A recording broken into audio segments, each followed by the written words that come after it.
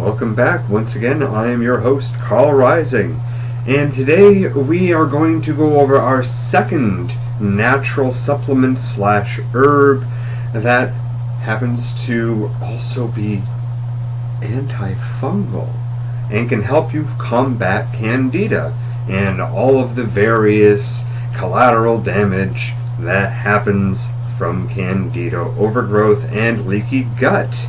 Now I apologize, I meant to do a video last weekend, but I had a family emergency I had to attend to, but I am back, and I'm going to try and have one of these videos for you guys at least once a week. Depends on my schedule. If I can get 2 videos out in a week, oh my god, that'll be great, because I got like 40 of these I'm going to do. So it'd be nice to get them out for you and to make up for lost time missing videos here and there. So today we are going to talk about the second supplement that is useful against Candida that most people don't normally use as an anti-Candida agent. Not that all of these will be obscure, but we're going to talk about Resveratrol, which is a polyphenol, which is a complex antioxidant, a lot of different types of bioflavonoids and flavonoids, and also it's just really, really broad spectrum antioxidant, free radical scrubbing, just good guy.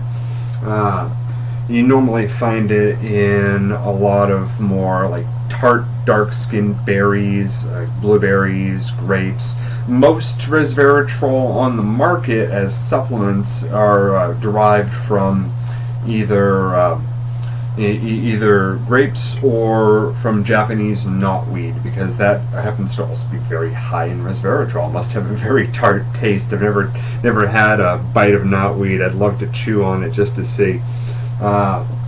So these antioxidants, or like all the antioxidants combined within the polyphenol, are known to improve digestion by strengthening the intestinal lining, because you need antioxidants for good elasticity of tissue, including your intestinal lining. Improve brain function, we'll get into that hugely in a moment. That largely has to do with cardiovascular and blood-brain, but also helps with maintaining proper blood sugar, because if you have good healthy arterial walls to pass your blood sugar out through, you're not going to have a backup of blood sugar in your blood. Go figure. If the windows aren't all broken, you can pass stuff out through them. Like, just picture your arteries as just a house full of windows, or a whole bunch of drive-through windows, and just passing stuff out through all the drive-through windows. But if you can't pass it out through all the drive-through windows, all the bags of stuff get piled up, and oh my god, and just piles of fast food. I'm talking about high blood sugar. Piles of fast food just inside you, everywhere. Anyway, so yeah, also really good for lowering your low-density cholesterol. So it helps with less blood clotting. So we've got a whole bunch of things here that go towards a lot of anti-aging factors. So resveratrol is very popular among people that are trying to combat aging. It is anti-apoptic, which means it prevents cell death in normal doses. In very high doses, it's pro-apoptic to cancer cells. There have been a lot of studies around killing cancer with resveratrol, and we'll get into dosing and such towards the end of the video, but killing cancer. And I would imagine that would also help with brain cancer, because it crosses the blood-brain barrier. It also restores the blood-brain barrier. Anything that's working on restoring the blood-brain barrier will be able to pass through the blood-brain barrier. Any important nutrition for the brain or the barrier is going to be able to pass through. And it being a very powerful antioxidant, it's going to keep the blood vessels in the brain healthy. We're not really blood vessels the same as but they're still capillaries. It's also going to kill Candida in the brain, which is huge with all of the connections that have been made between Alzheimer's and Candida in the microbiome of the brain. Now, if you can prevent an autoimmune reaction in the brain by killing what we're having an autoimmune reaction to, as well as preventing the immune cells from being able to penetrate through that blood-brain barrier into that environment they're not supposed to be a part of. They're not invited to that party. Just like in the intestinal tract, they're not invited to that party either. And if they go in there, they don't know what to do. They just go, everything in here registers as a threat to me. I have no idea. Nothing here is registering as benign based on what I'm supposed to be looking for specification-wise. So they just autoimmune, especially when it's really hard to kill stuff like Candida because of its biofilm. So Resveratrol kills it. And just as it protects our liver with its high free radical scavenging activity, it's going to protect the brain from all of the different mycotoxins released by the dead and dying Candida in the microbiome. So, I'm not guaranteeing, take some resveratrol, you'll get rid of your Alzheimer's, but I'm not saying don't try it. It's a healthy thing, have some blueberries, they're low sugar, high antioxidants, full of resveratrol. That's a good time. You could definitely go a long way towards prevention with resveratrol.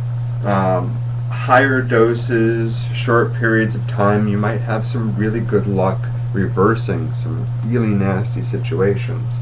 The easiest thing, of course, is going to be your blood vessels and blood-brain barrier.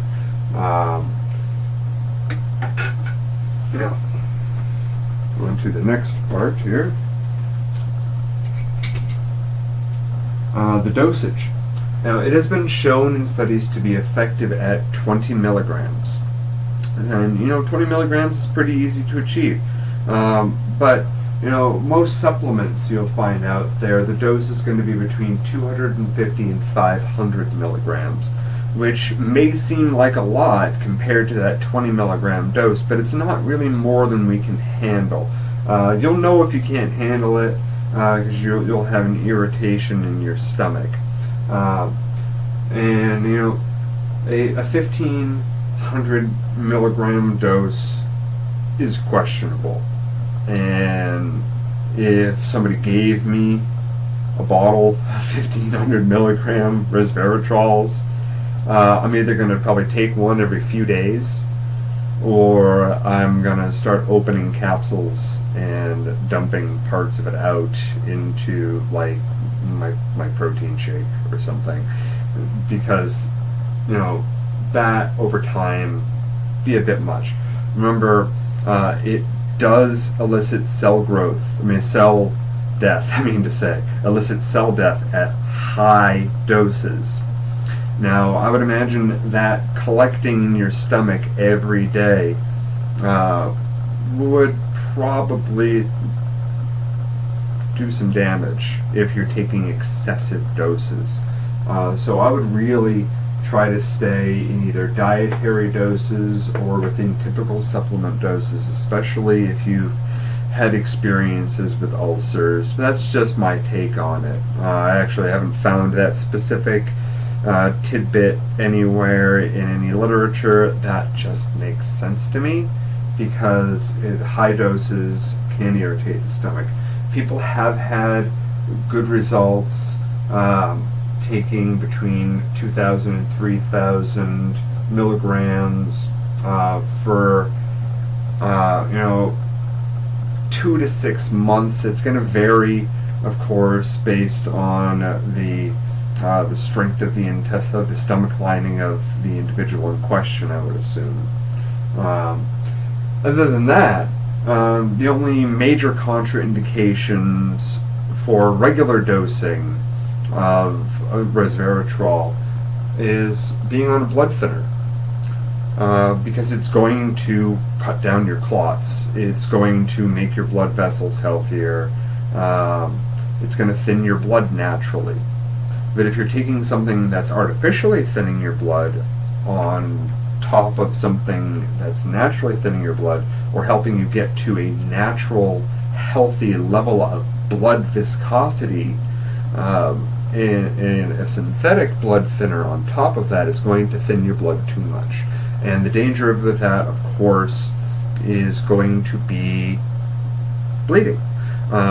Whether we're talking about someone who is overweight and they have an issue where they need to take a blood thinner for that, and there's a lot of stress on their tissue because of the weight, especially if they're sitting a lot.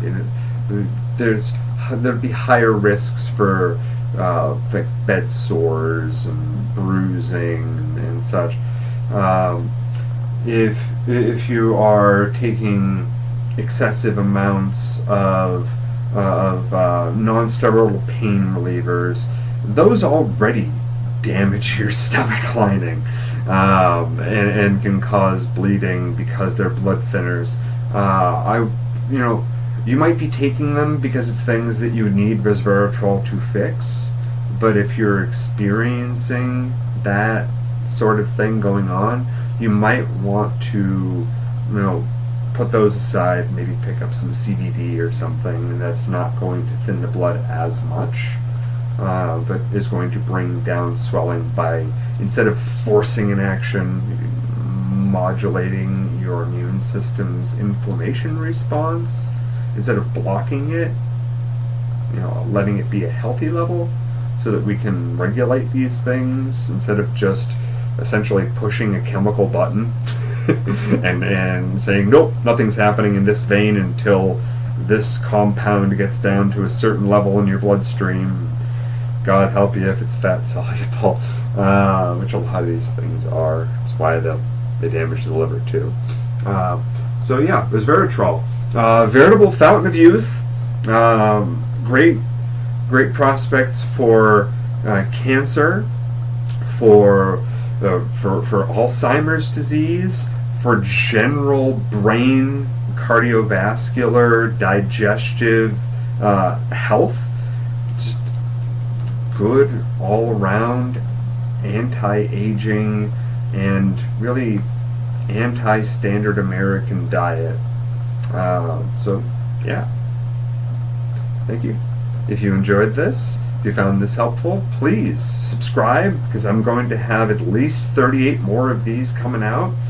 And if you're feeling especially generous, I don't know if you noticed, I could use slightly better resolution on this camera, and I could use some little help with that. There are some links below if you choose to be so charitable and would like to make these videos easier for everyone, including yourself, to watch. Till next time, I wish you all a wonderful and happy and healthy week. Take care. Bye.